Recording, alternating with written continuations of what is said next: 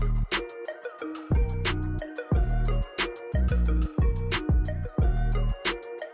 what's up, everyone? Welcome to another episode of the Maxwell Show.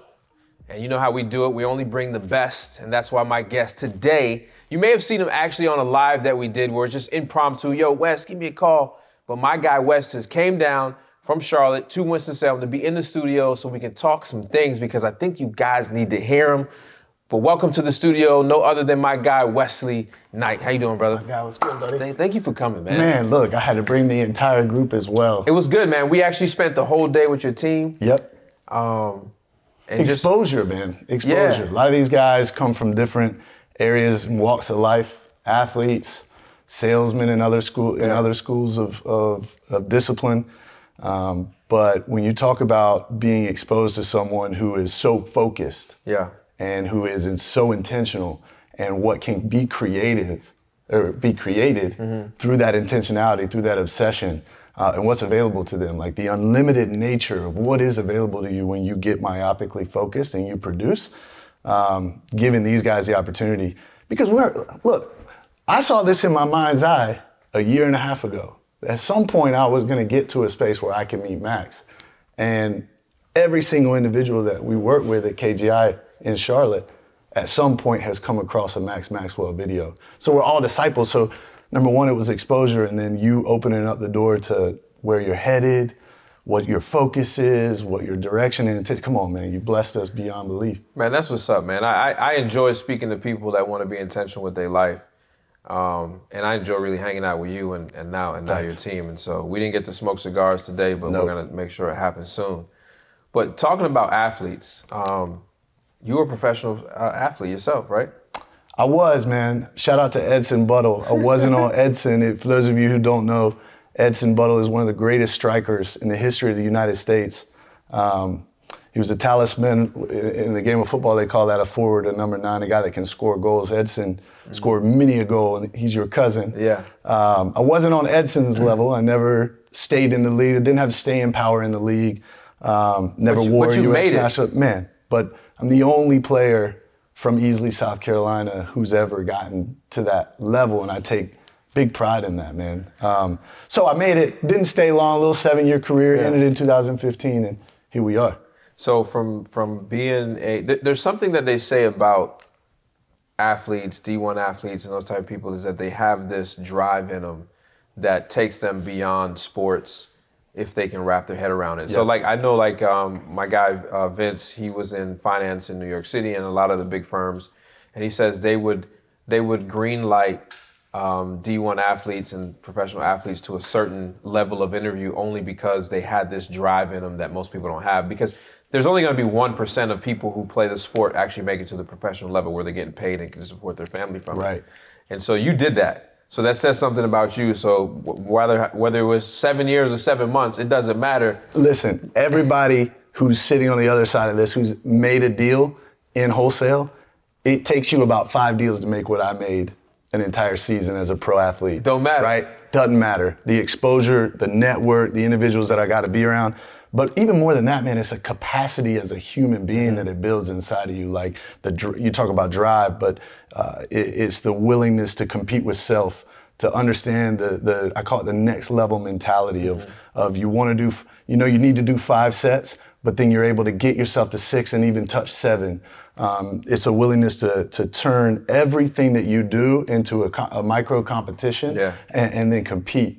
And that's just a training, right? That's a psychology that they build in you from a young age. And when you get out into the real world, this is why even soldiers, and thank you for your service, man. Man. But when you get into that intensive an environment and you come back to civilization and you see that other people aren't quite wired like that and aren't looking to compete with you, and you've been in this cage competing for your life and for your well-being for years. Like I mapped it out today, 28 years, first 28 years of my life was athletics. It was dedicated. I wrote out the timeline because I was like, man, let me actually look at the timestamps and see what that looks like in hindsight. 28 years. That's crazy.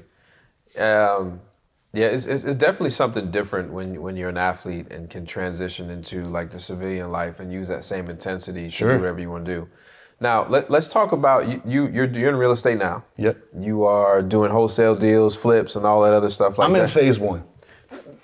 Phase one is a long phase. Phase one is a long but phase. It's a rewarding phase Sure. to be in. Most people actually never make it to phase one because of their analysis paralysis. But I know you got to have a first deal story. Can you quickly tell me like your first deal story? Man, I've told it so many ways. I've learned how to condense it and see the spiciest moments. But listen, we all have our first deal story. You've got to keep that first deal story and really build it out, because you're going to come across so many people along your life that are going to ask you the first deal question. Mm-hmm. And the more you can help them understand everything you went through to get to that point, it will help them along the way be inspired to get their first deal. So check this out.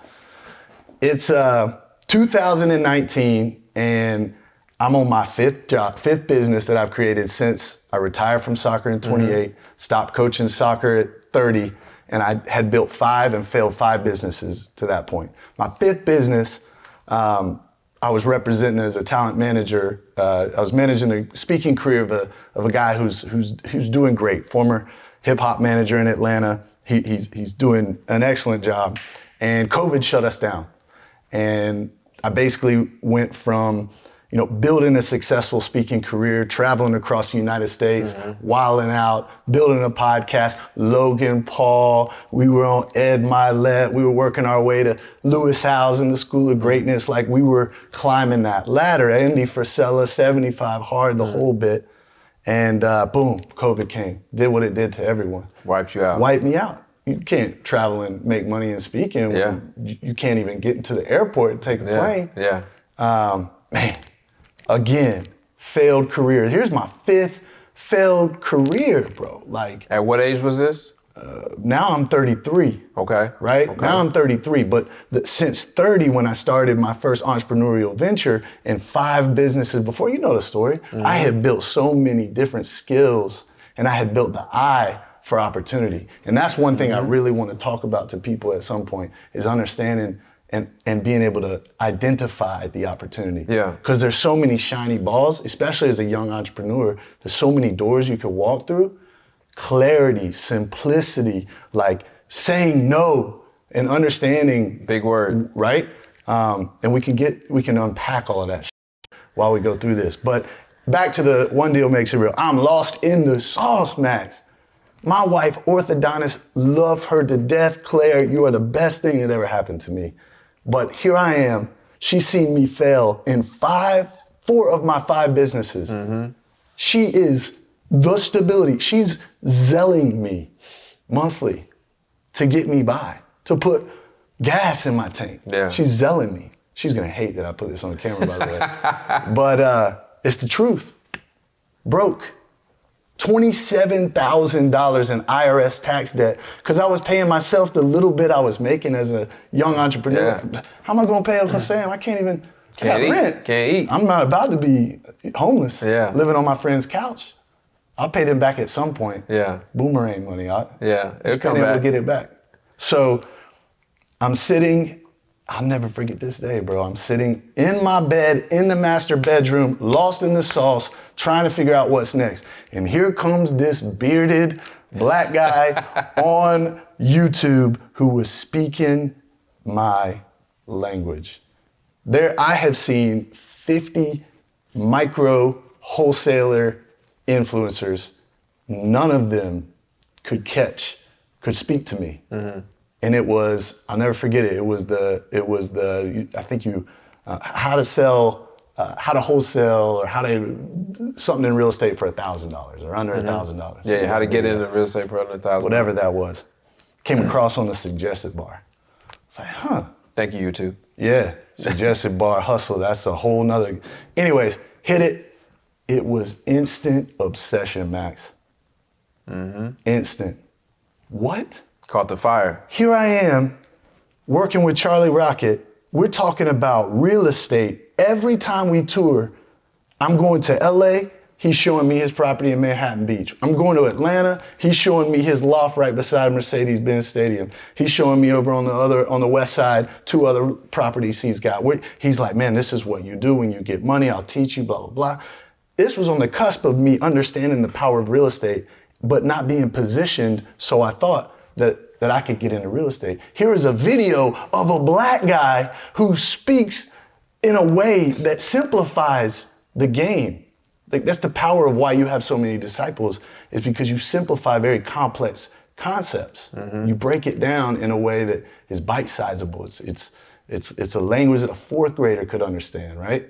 And that's why people gravitate towards it. And you got some flair, some spice, some swag, like that's the extra piece. And so, boom, that myopic focus that is like the key, guys. Obsession is like the key. My number one thing. Let me tell you, I teeter on the line between drug addict and like hyper successful, right? My parents had to monitor me when I was little with Adderall because like I could easily fall into this obsessive space. But when channeled in the right way, it can become a powerful, powerful projector. I think every successful entrepreneur has that same. Come on, man. Spend a day around Mark Cuban. Yeah. Tell me he's not obsessed. R.I.P. Kobe. Mamba mentality for a reason. Jordan, LeBron, Maverick Carter. Yeah. Why do you think Maverick is spinning at the speed he is? His proximity to LeBron. Right? It's an energy that catalyzes other people. It infuses itself into other people at what is it called? DNA? Nucleic acid, whatever it is. It gets deep down into those protons, neutrons, and electrons, and it infuses itself. All right, so here I am, obsessively watching your videos. And one thing I've never had a problem with is analysis paralysis, ever. So much so that I go and do stupid stuff because I don't think about it. I just go. I trust myself. So here I am, hopping in the car, start driving for dollars. Oh, he says you could drive for dollars, look for distressed property. So I start driving it. Next thing you know, I'm canvassing all the lake area. I'm starting to get more familiar with understand the territory. Territory than I had ever been in my life. People are now saying roads, and I know exactly where that road is. I know a house on the corner that I saw that was distressed that's across the road from an industrial.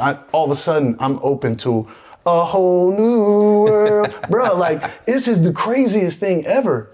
I now have a belief system. If he can do it, why can't I? Exactly. Right? And so I'm driving, and I'm coming back to my wife. I'm like, babe, I swear this is gonna work. Like, but next month I might need like just a little more money. Like, just hit me with just a little bit for gas, because I'm gonna drive and I'm gonna find the deal. Well, just so happened that that the Bandit sign idea was something that I felt, because I was driving, why don't I layer on another step? If I'm gonna be out here, why don't I just start dropping signs? Yeah. So I bought like 200 Bandit signs. Bruh. They're like $2 a piece. Yeah, you got Zelle for that one too. What? Yeah. That's a lot of money. They're expensive. So, and it's $2 you're throwing away, because put them down on Friday, up on Sunday. Damn. Well, I wasn't about to quit. I could not walk back to my wife and say, I'm giving up, I'm going to the next thing. Because there was this hum inside my heart that was like, this is it. Just stick your head down. The same feeling I had when I used to take a soccer ball out to the middle school wall and bang it off the wall. This is back when you didn't have AirPods and you didn't have it. You had a little MP3 player, you stick it in your back pocket and go to work. 400, 500, 600 reps off the wall to develop the touch, right? If I just stick my head down, this is gonna work. Keep pushing through this intense moment. 4 weeks in, all right? Shout out Duke, he's sitting at my table. We were writing, it was our last batch of Bandit signs. I'm looking at Duke, Duke's looking back at me. I'm like, man, I don't think this works. Bro, I done tried it. We're at the end of it. Like, I know this number by heart now. Like, you think this is really gonna happen? We haven't done Kannapolis yet. Let's go to Kannapolis. All right. Next day. Bring, ding. Google voice number. What? It's a call. Pick up the call. It's a dude from Wilson, North Carolina. Middle of nowhere, North Carolina. Middle of nowhere, North Carolina. There's nothing there. If you're from Wilson, like, I'm so sorry, but man. He says, I'm actually in Charlotte right now. My father has just passed away. He's got 2 properties right beside each other, 903, 905 Hood Street. Said, saw your We Buy Houses sign. Don't know if you would want these houses. Don't even know if you would drive to Wilson, but I'm looking to sell these things for cash. What? While he's talking, keys in the car, turn it on, tell me where to go. Okay, 904 hood, boom. Keyed it in, I'm on the way. Watching Maxwell videos, Jerry Norton videos along the way, nothing mattered. I'm going to get this deal. Show up to the house. The house is right across from an elementary school. These things were dilapidated. It was disastrous inside, like a hoarder situation. Down. Like, yeah, you gotta scrape these. And there's like a Dollar Tree that's old, 15, even the Dollar Tree didn't make it. Yeah, like everything. I'm sorry about Wilson, but man, we got to figure out how to revive Wilson. So I'm like, this, I don't have any buyers here. I don't know, I don't believe in this. I don't see any houses around here flipped. Mm-hmm. So it doesn't look like, from market research right now, there's anything going on. My wife texts me, how's it going, baby? Can't even respond yet. Get in the car. I'm on the way back from Wilson to Raleigh. I get 25 minutes outside of Raleigh. I get another call, Max. I shit you not, bro. This is why I believe in magic. This is why I believe in magic. This is why I believe in the unbelievable. Mm-hmm. I'm serendipitously 25 minutes from Raleigh, and a dude who has 6 brothers, whose brother was in Charlotte, called his brother in Raleigh. The Raleigh brother who was at the house called me. Wow. He said, hey man, this a guy with the We Buy Houses signs in Charlotte? I said, yeah, man, that's me. He said, you buy houses in Raleigh? I said, actually, man, I'm about to pass through Raleigh. I'm about 25 minutes out. He said, all right, me and my 6 brothers, we just lost our father, and my mom won't step foot back in our house, and we got to get rid of this thing, man. We're in foreclosure. The banks come take this thing. Can you come by? Yeah, no problem. All of a sudden, I go from no appointments, never been on an appointment, to 2 houses, about to go meet to 6. now I'm about to meet my first seller. Yep. Now this is 4.5 months of us working to try to get people on the phone, calling. Okay, this is a long time of trying to wholesale. Seems like it's early. It's not that early. All right. Show up at the house. There's 6 dilapidated cars in the driveway. The house falling in, but along the way, there were houses that were flipped all over the neighborhood. So you say, oh, it's got some potential here. Yeah. So everything Max tells me is, canvass the area, look for flips. If there's at least one flip in the area, that someone has set the comp. The painted colored door. That's it. If the door's been repainted a new color, it's a flip. Belief system was high. Now my confidence is a little higher because I know the area. Get there, meet the guy, walks me through the house. I don't even remember anything he said, didn't matter. The only thing I knew was get pictures, video, get prepared, and get his number, and then go home and figure out how to underwrite. Next step is you don't even need to know the next step. You just got to take the first one. Correct. Okay, take all the stuff back to the house. I know he wants $100,000. All right? Wants $100,000 for this house. That is his floor. He's not moving off that price. He's got 6 brothers, 6 of them. They got to split that. Everybody's got to get paid. Okay. So there's part of me that's a champion for these brothers, and another part of me that has to figure out how to solve this problem, right? So I get back home, first thing I do is like, okay, get on Zillow, start the comp, prompt stream, start the comp. There are flips everywhere. I never had a deal. I don't know how to, what buyers, what? Raleigh, right? Hop on YouTube, Jerry Norton, how to find, investors in a neighborhood that you've never been in, remote. Yep. Tells you to go to Zillow, look at houses that look like they've been flipped in the last 30 days. Search for the agent that represented the seller, call the agent, tell them you'll cut them in on a fee to introduce them to the individual that flipped the house, to the investor that flipped the house. Oh, okay. Called the agent. Second call I made was the lady who was an agent, represented the house, and flipped it. She was an investor herself. So she was an investor. I said, this is the house number. She said, great. What do you want for it? 120, $20,000. Okay, I'm gonna go big. I had just had the confidence. Like high ticket sales is a whole nother area. Yeah. Right. So I had just had the confidence. of selling mastermind tickets for Charlie Rocket, $25,000, $30,000 pops. So I wasn't afraid. Some people are afraid to ask for $1,000, even $5,000. So I had broken that belief system. $20,000. She said, all right, send me the contract. Max, I didn't even have a contract. I signed it like a contract to sign. So I went into the Facebook group, super resourceful, just figure out the next thing, go at it, run at it fiercely. Asked who the closing attorney is in Charlotte. Shout out Harry Marsh. Yep.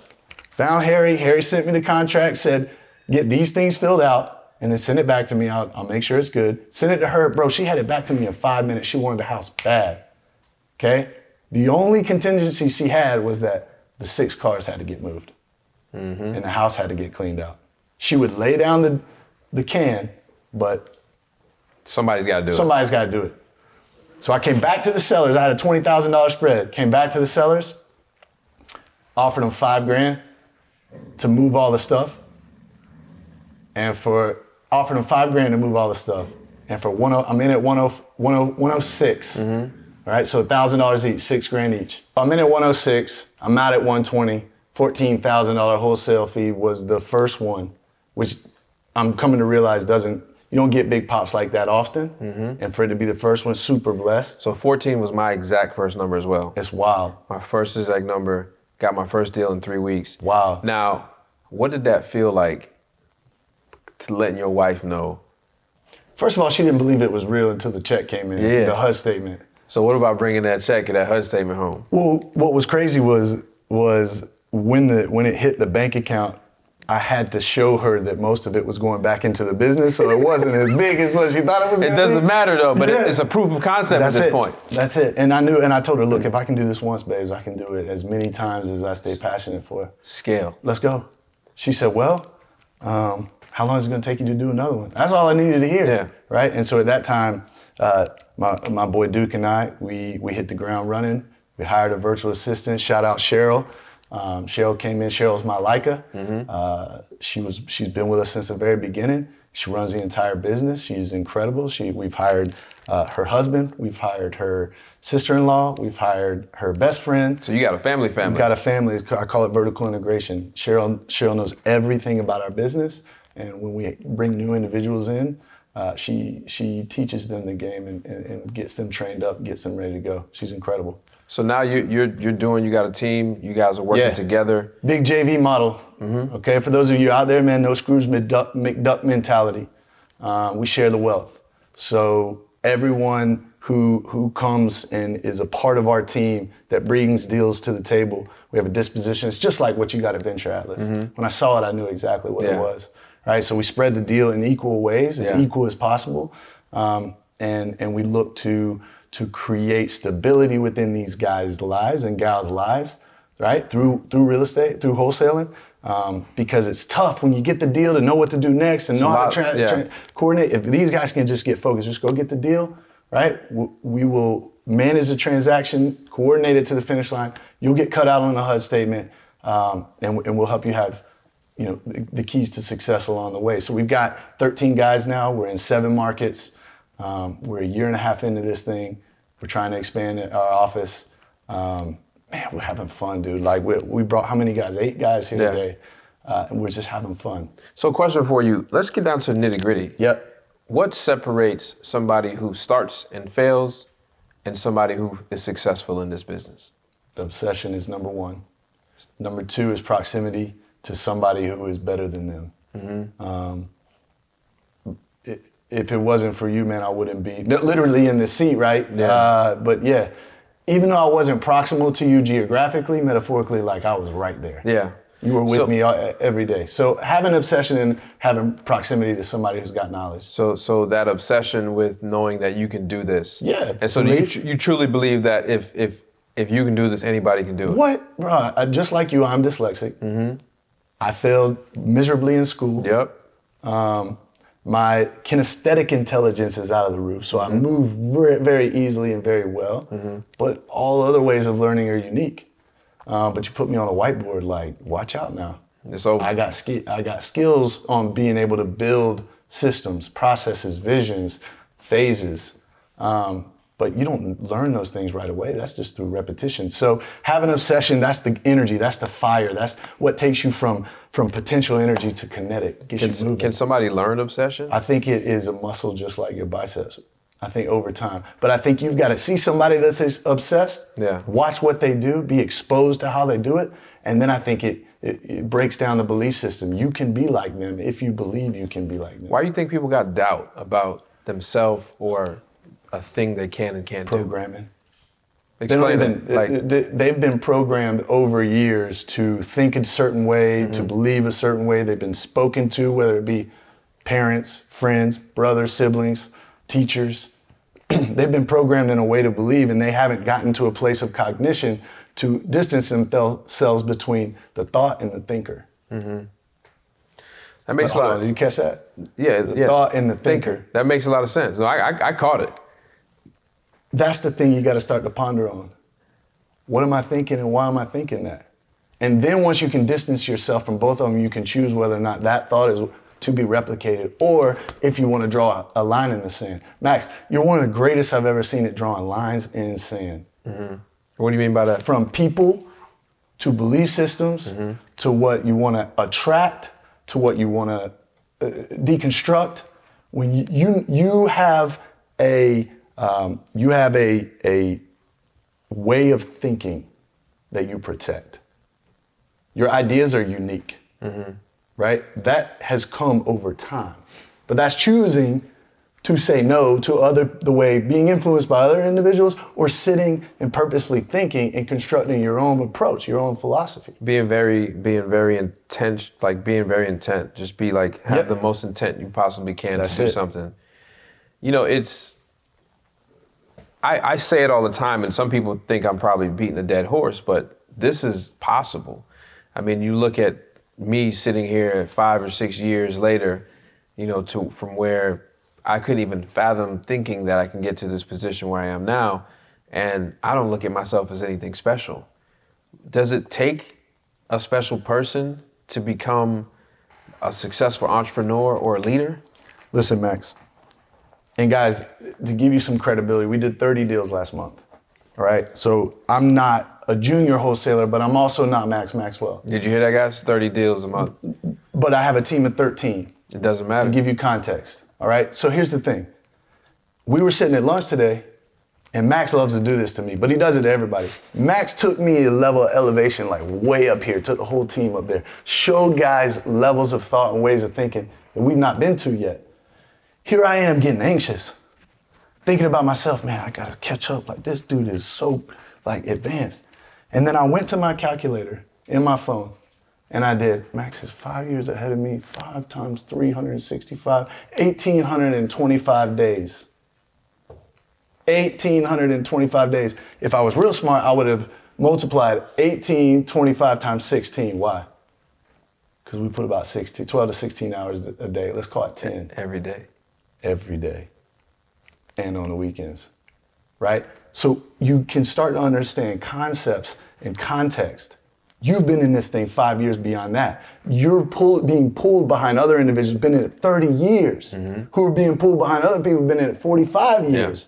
You're in the slipstream.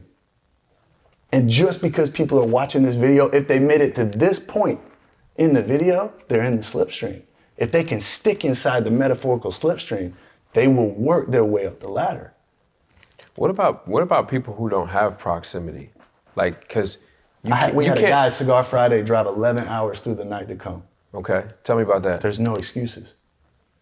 I'm not Maxwell. Hey, listen. Just because I was on your show. He drove 11 hours from South Bend, Indiana, through the night to the Lake Norman area, Charlotte, North Carolina, was there on time for Cigar Fridays, and then drove from Cigar Friday at 2 o'clock when we finished, and was at Venture Atlas 2 hours, an hour and 15 minutes later. So the excuses people make are just going to be as valid as they want to be. Get out of their own way. You say it all the time. Yeah. There are no excuses, man. And so this success, this journey, or, you know, people look at things on the internet and look at whatever they think is whatever. Yep. And they say, I want that. Yep. but don't stop to think what it takes to get there. What you got to let go of. Yeah. What you got to sacrifice to get it. Sacrifice. That's it. So we talked about earlier that hustle is a season. Yep. It's not a lifestyle. That's huge, man. It's a season. That season in your life can be 3-4 years, but that 3-4 years sets you up for the rest of your entire life. Yep. It's phase one. At cruise control after that. It's phase one. And so what about the people that want this perfect work-life balance? They want to be The 4-hour work week people. Yeah. I don't have time for it. But I know who I am. Mm-hmm. I'm not the guy that can sit out on the yacht or on the beach with my laptop in my lap and feel like I'm accomplishing anything, right? Mm-hmm. I know that about myself. Some people love that. Some people want to take 5, 6, 7 vacations a year, go see the world. I want to build. But you want to build a lifestyle to where if you want to, you could. Autonomy. Autonomous. If I want to do this, I can, and I can bring others with me. Mm-hmm. Now, you constantly tell me think bigger. All the time. Right? Because I'm constantly thinking small because I'm not exposed to other individuals that have different layers. So we're all needing to grow. But if you understand that you as a human being, who you are, right? And what makes you feel productive, and that productivity level adds into your belief system, your confidence, right? Mm. And you can start to get this cycle of life and energy and zeal going. They call it Big Mo, bro. That's momentum. And so if you can this is physics, man. This is not like anything other Ain't no than rocket physics. science is there. A object in motion tends to what? Stay in motion. Okay. Period. That's it. So if you stop or you get off the train, you more likely gonna stop and probably not get back on the train. And here's the thing. I wrote it on the whiteboard today. This is the one thing I want to impart in everybody that's listening. It's at least a philosophy that I'd like to talk a little more about. Mm-hmm. All right? The major is built through the minor. Explain that. The major is built through the minor.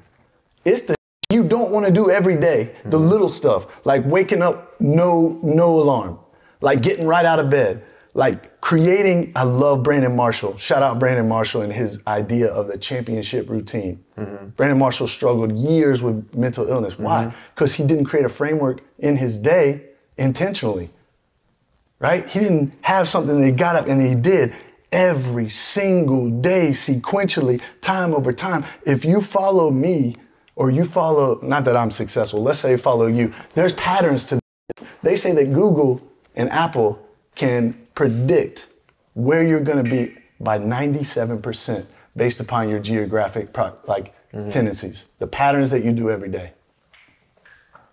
So these individuals that are successful, they're waking up, they're going in the minor decisions every day. Am I gonna wake up and you wake up? I don't wanna go to the gym, but you get your ass to the gym. I don't wanna do an extra set, but you do it, right? I don't want to stay late. I don't want to make the call, but you do it. The major is built through the minor. And over time, it creates this track record, and what you're seeing is wake. People don't believe you till they see it in the past, like over time. Damn, he's separated. Fast. Damn, there's Wes. And it happens fast. Damn, there's Max. Damn, what? And it happens fast. I didn't even see that. Happens fast compared to everybody else sitting still. Let me tell you why. While you were sleeping. And sleeping happens during the day. Mm-hmm. People while you're are awake. Asleep on Instagram. I see it all the time. So people go to the bathroom to take a just to sit on Instagram. That's facts, bro. Like, people are wasting time. So I posted a video when we were live the other day on Instagram. I posted a video. Yep. Explain what you said in that video on a simple reason between how if you had to say one thing to tell people how to be successful, what would it be? Number one is wake up early.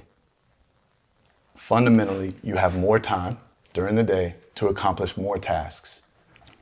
Major is built through the minor. If you have more time to do more tasks and the major is built through the minor task, you simply have more tasks that you can complete in a day. And if you build a championship routine that's built upon identifying the tasks, working the task list, and then building out that task list to where all of a sudden, boom, now you're a machine working these tasks, and then build a team to take out the minor tasks and then layer on bigger tasks and then build a team to take out those tasks and continue to that sequence. All of a sudden now you've gone from yourself, okay, to someone else, to another someone else, and then their task lists are involved in yours. Now you got duplication. And that's where momentum comes. You can't do it alone, number one, but waking up early, doing the minor every single day that people else don't want to do, having more time throughout to do it, and doing it over and over and over every day, all the time. So it's real simple. Just do what other people don't want to do. The hard part is the clarity to know what goes on the task list. Mm-hmm. And that's the real spice and the real sauce. Once you can identify, this is what I need to do, these are my income producing tasks, these are the follow-ups I need to do, these are the people I need to meet with, these are the network. Once you can identify what goes where and then put them together, now you've got a championship routine. Now no one can hold you. It's over. Kobe, check this out, bro. 400 makes a practice. At a 50% shooter, you got to shoot 800 shots a practice. Mm-hmm. Kobe had a full-time shot counter. Their only job was to count his shots every day. So Kobe would come, think about it. Kobe would come in the morning and he would get 250 shots in the morning. Ice down, get prepared. Then he'd have training when everybody else showed up. Get his 250, 300. Now he's at 600 shots, right? On his cool down, working his free throws, there goes his next 200. He's got his 800 every day after day, even on the road. Ask LeBron. They're on road trips with the dream team. Kobe's at the gym before everybody else. Already got 250 shots. So the difference is, what are you willing to do to identify what needs to be done, and then how obsessive are you to get that stuff done day after day? Got to make that sacrifice. That's it. And then the next thing, what I'm aspiring now is, because I've got a routine that I feel real comfortable in, I got to think bigger. Mm-hmm. So the question to you is, how do you think bigger? How do you force yourself to expand because a routine can get you programmed and comfortable, mm-hmm. right? So what are you doing to expand the way you think so you constantly think bigger? Don't enter the rooms that you're in at the level you're in. Enter the rooms where you want to be. Yeah. And so it's simple. Like, I stopped going to conferences of like people and went to the conferences of people where I wanted to go. Wow. You're at like a... Yeah, I was at a conference where, you got big private equity firms that buying, a couple $1 billion worth of deals a year. And so you're like, okay, a B, right? It sounds great to say, hey, we done 30 deals this month, which is a large operation, right? A B. Yeah. Think about buying, Capital. Exactly. B. Think about buying 1,400 homes in a month. I can't even grasp that. And so when you get in those different rooms, the numbers seem different. Right. Right? And so if you're, like I always say, if you're the smartest one in the room, you're in the wrong room. That's right. So this has been great. I think we can go for probably 2 hours, right? So let's do this. We're gonna do this back, and we're gonna come back, and we're gonna do it. We're gonna do another show, and I think we're gonna leave real estate to the side, and we're just gonna talk about the mindset, right? Because you're one of the few people that I've brought on that can match that algorithm that I put out when it comes to the mindset. That's where I live. Because real estate's simple. Any business is simple. It's just a game. It's a game. And so you got to figure out what mindset do you need to be at to achieve what you want to achieve. And a lot of people don't talk about it. They talk about, do this list, do this strategy, do this, do that. No, bump all that. If I teach you the mindset, all of that's going to come naturally. Facts. And so you can heck with whatever list I'm talking about, heck with whatever, who I'm calling, who I'm dialing, what the team is doing. Forget the conveyor belt. Those are strategies. Yep. If you understand the mindset, you'll come up with that stuff on your own. You think somebody planted that genius seed in my head? No, I got the mindset. Yep. So I'm just thinking about things different than you are. So where can people find you online, man? Because I want people to check you out. Well, here's the thing. I offered this last time. Max thought I was crazy. All right. If you do it again, you're I'm not crazy. going to do it this time. Okay. But proximity is everything. We have a Cigar Friday every Friday where you can literally, if you want to drive from South Bend, Indiana, and you want to pull up on us, you can pull up. Now, a lot of our guys are strapped. so don't come playing any business because That's North Carolina. You're gonna see set back. Shout out Blaine's, former Bellator MMA fighter. Like you'll be submitted before anybody has to draw the weapon. But here's the thing: we'd love for you to come pull up on a Cigar Friday. Number one. Number two, the way you figure out where Cigar Fridays is my post is on IG. I don't spend a lot of time there. It gets lost there. You can find me there, and we can engage in a conversation there. But what I want everyone to understand is that if you literally take the time to go to Max's page on YouTube and you go to literally start at the date where at the beginning, way back. Oldest videos. Upload date, oldest video in that filter, and you have the discipline to go one by one by one. I have a note in my iPhone that is all of the spiciest things that you have taught me over time that I needed to recall in a iPhone note that's literally pages long, that I can refer back to in any moment. Take that and just build out your list. All you need to do, pathway to 30 deals in a year is there. It's already been layered for you. Yeah. If you need to come see it in a different way, come to us at KGI. But all that you need is on Max's page. And bro, what you've done is sacrifice the last 5 years of your life for other people. I mean, you got disciples everywhere, bro. You got people who I have run a mastermind with and beat the sun up, who said they got their first idea wholesaling at a We Live through Maxwell. You got people you'll never meet or never know who have taught other people you'll never meet or you'll never know. So I just want to acknowledge what you've done to help everybody else, man, because... Well, I appreciate it, man. Yeah. It's been a good journey. It ain't done. We're going to keep running. Yep. And, man, I appreciate you coming on. For 100%. Sure it's going to be something. We're going to do this again, but we're going to talk strictly about mindset, and I think it's good. I know we got an NBA game to go get to. Let's get it. Sitting on the court Pacers? side. Yeah, Pacers. I can't name a Pacer player. It's a season opener, though. Let's go do that. Yeah. If you're still watching this right now on YouTube or you're listening right now and anywhere you listen to your podcast, please like on the YouTube. Give me a 5-star rating on any podcast platform that you're on, and I'll see you guys next time. Peace.